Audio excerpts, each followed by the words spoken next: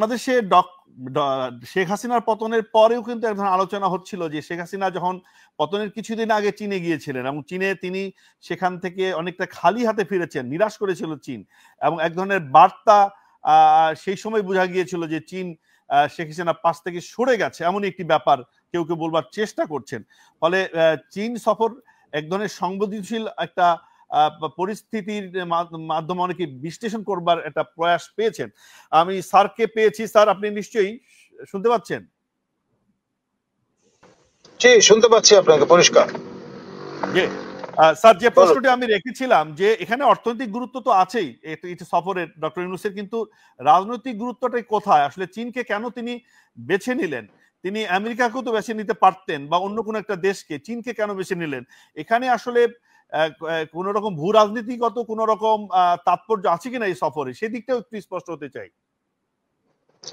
দেখুন, তার মুখপাত্র শফিক মহোদয় জানান দিয়েছিলেন যে মাননীয় প্রধান উপদেষ্টার অভিপ্রায় ছিল তিনি প্রথমে নিকট প্রতিবেশী ভারতে যাবেন। তো সেখান থেকে যে ওভারচার তিনি পেয়েছেন সেটি খুব অনুকূল ছিল বলে মনে হয় না। এমনকি এই যে বিমস্টেক যে সম্মেলন যেখানে বাংলাদেশের পক্ষ থেকে তিনি অংশগ্রহণ করবেন ব্যাংককে, সেখানেও কিন্তু সাইডলাইন কোনো বৈঠক হওয়ার সম্ভাবনা ভারত এক অর্থে নাকচ করেই দিয়েছে। ভারতের সেনাপ্রধান একাধিকবার জানান দিয়েছেন যে যতক্ষণ পর্যন্ত নির্বাচিত সরকার ক্ষমতায় না আসছে বাংলাদেশে, ততক্ষণ পর্যন্ত অনির্বাচিত সরকারের সঙ্গে তারা কোনো আন্ডারস্ট্যান্ডিং এ যাবেন না, কোনো চুক্তি স্বাক্ষর করবেন না। তো ফলে এক অর্থে আপনার কলসিকানা দেখানোর সামিলি হয়েছে। আপনার এটাকে কোনো অবস্থায় অলিভ ব্রাঞ্চ মেলে ধরা হয়েছে সেটা বলা সুযোগ নেই। তো ফলে এখানেও আরেকটি বিষয় বলে রাখা ভালো যে আপনার ডেমোক্রেট যারা ক্ষমতায় ছিলেন যুক্তরাষ্ট্রে, সাকসেসিভ পার্সোনালিটিস যেমন আপনার ক্লিন্টন মহোদয় কিংবা আপনার বারাক ওবামা মহোদয় কিংবা বাইডেন মহোদয়, তাদের ক্ষমতায় আমরা দেখছি না। এমনকি সিনেট এবং কংগ্রেসেও তারা মাইনরিটি পরিণত হয়েছে। ফলে যেই সরকারটি মার্কিন যুক্তরাষ্ট্রে ক্ষমতায়, রিপাবলিকান এবং প্রেসিডেন্ট বাইডেন, তারা কোনো অবস্থায় আপনার ক্লিন্টন কিংবা বাইডেন কিংবা বারাক ওবামা তুলনীয় আপনার ব্যক্তিবর্গ নন।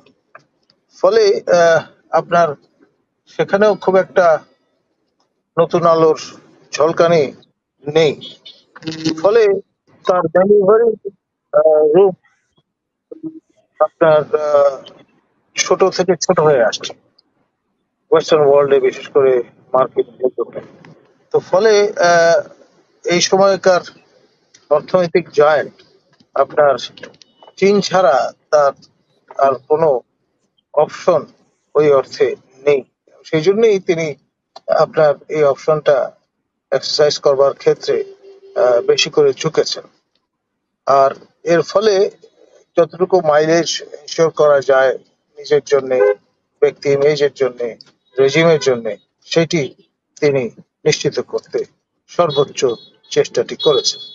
জি, কিন্তু স্যার এর ভবিষ্যৎ প্রতিক্রিয়া কি হতে পারে? বিষয় তো হচ্ছে যে আমরা জানি বর্তমান বিশ্ব এক ধরনের দুটো বলয়ের মধ্যে এক ধরনের যাচ্ছে, একটি হচ্ছে চীনের বলয়, আমেরিকান বলয়। তো এখন যদি চীনের সাথে এই সম্পর্ক আমাদের আমরা রাখতে থাকি বা চীনকে গুরুত্ব দিই, সেক্ষেত্রে আমেরিকা রুষ্ট হতে পারে কিনা, বা সেটি আমাদের প্রতি সামনে নেতিবাচক প্রভাব ফেলতে পারে কিনা। আমি খুব সাধারণ একটি প্রশ্ন করলাম স্যার। দেখুন, পূর্বতন মার্কিন আপনার রিপাবলিকান রেজিম গুলো যখন ক্ষমতায় ছিল, তারা বিশেষ করে 9/11 এর পরে যে কৌশলটি জানান দিয়েছিল বিশ্ববাসীর কাছে, সেটি হচ্ছে ওয়ার এগেনস্ট টেরর। তো অর্থাৎ ওই যুদ্ধে either you are with me or against me, মাঝামাঝি কোনো রাস্তা নেই থাকবার।